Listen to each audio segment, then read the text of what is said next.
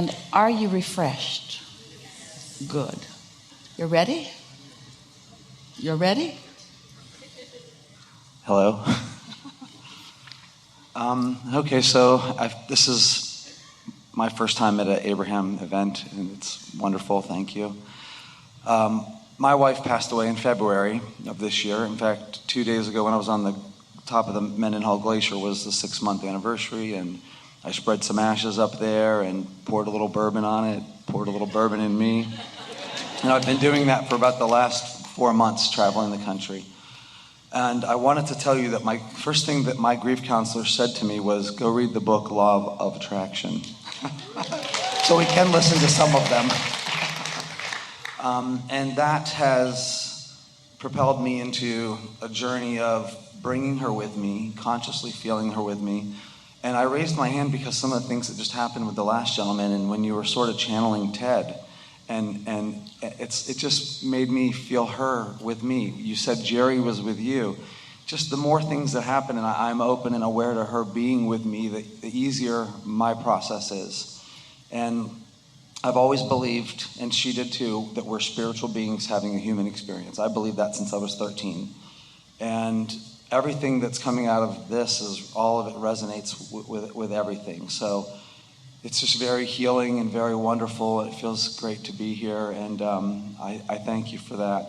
Before we leave that topic, we want to say to all of you, so think about all of the dearly not so departed and their interest and attention, because they're looking forward with what's going on here.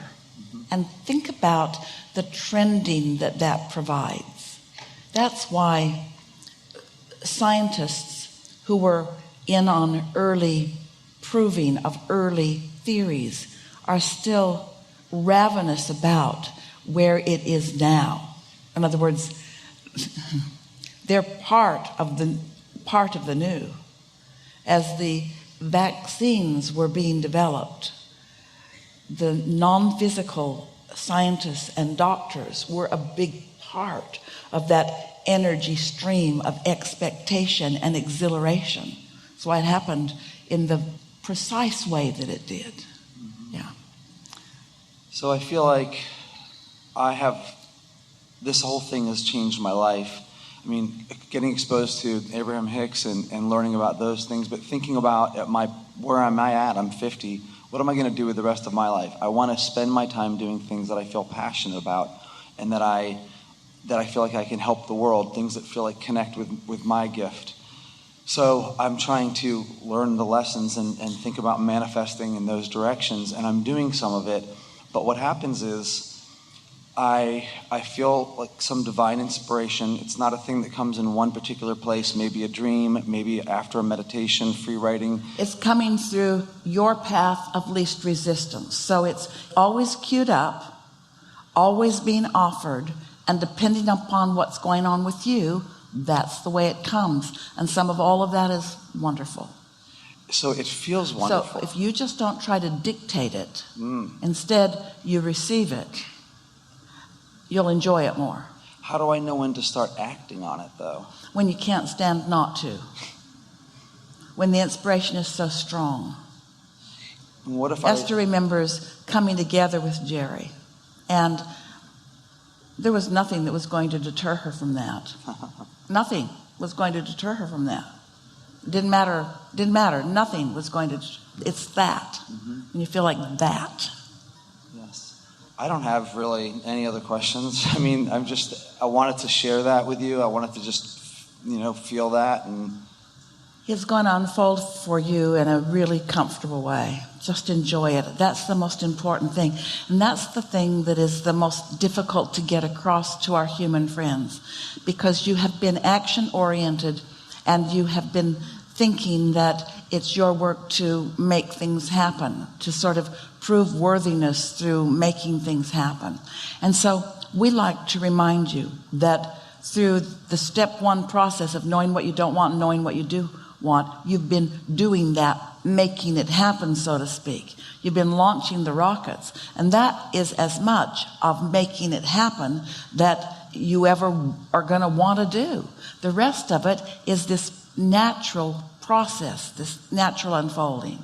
And so be easy about it. And the patience part is where I kind of struggle. So I feel like those first pieces, I'm good at that.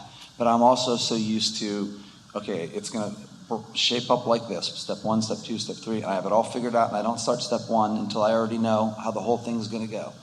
This is a change in everything about how I'm approaching it. And I'm clearly understanding, and I'm thinking, and I can vision why what I want feels good.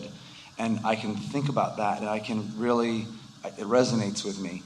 And then I go, okay, bring that back to the present moment and have fun and move forward. But now I feel like I'm waiting. This is one of the biggest gifts that the pandemic gave to Esther.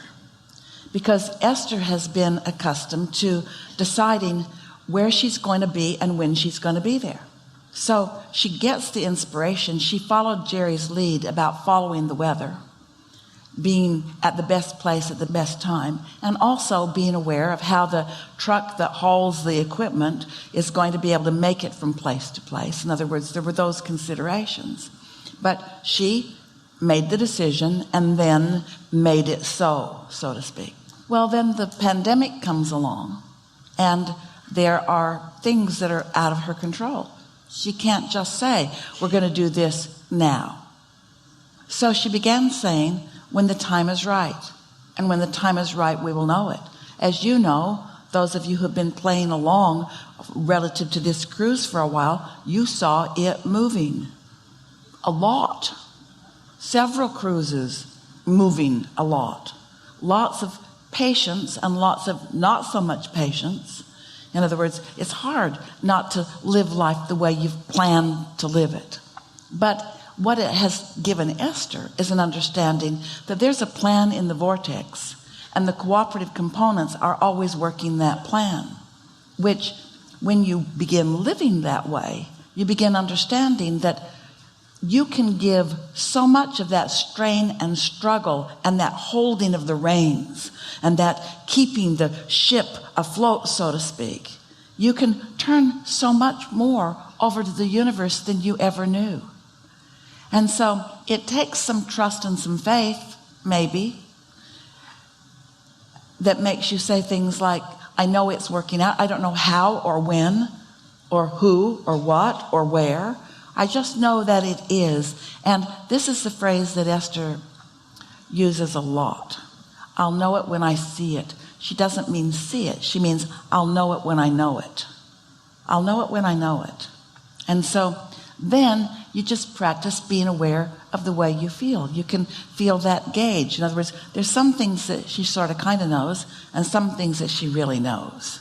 And some things that are focused more sharply and some things that are focused more loosely. And then it just becomes kind of fun. In other words, when you give in to trusting that you're worthy and trusting that there's an entire non-physical contingency who has your back, who trusts you and loves you and knows you and is guiding you, then you spend more time being willing to listen and less time trying to bang things into place. You're good at that. Just have fun. Oh, isn't that what it's all about, really? Have fun, but have things of interest and have things that evolve and feel proud and feel eager and have fun and notice things and feel some negative emotion and know you're feeling it and then do something about it. Feel yourself moving up and down the emotional scale and do it with deliberateness. Gain your control. Feel invincible. Feel certain, feel a little unsure, feel more certain, feel a little unsure. Just feel it all and no longer capture a moment in time when you're a little down and make a big deal about it. Say things to yourself like it's all good and like there's nothing serious going on here. And yet it's all so important and powerful and wonderful. You just keep massaging yourself into a place of feeling good. Good? Yes, thank you. Really, really, really good. Yeah.